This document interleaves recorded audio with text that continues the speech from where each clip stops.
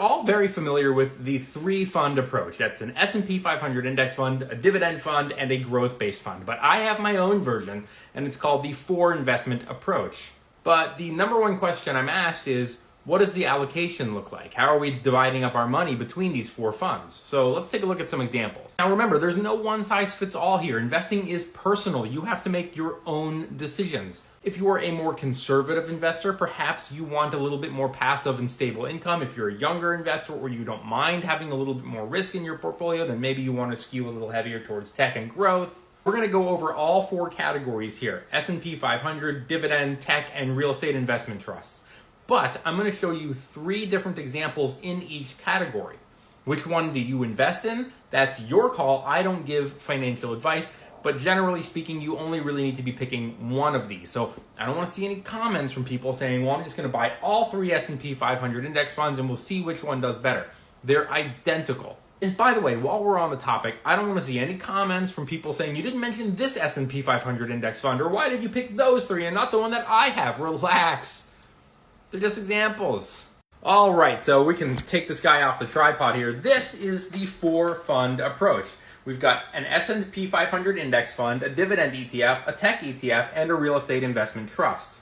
Now, you can invest in these things however you want. For example, you could do 25% in each one of these ETFs and just divide your money evenly. Or you could do 40%, 30%, 20%, and then 10%.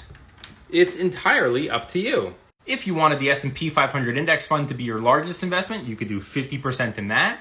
And maybe you really like tech and you wanted 25% in the tech one. And maybe you wanted 15% in real estate and 10% in dividends.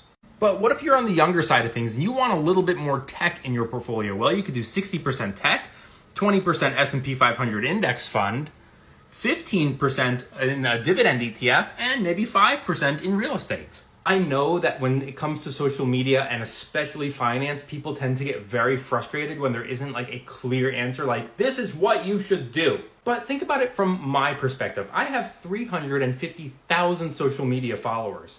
I don't know you. You, the person right now watching on your phone. I don't know you. I don't know the other person on their phone. I don't know the other 349,999 people watching the videos on their phones.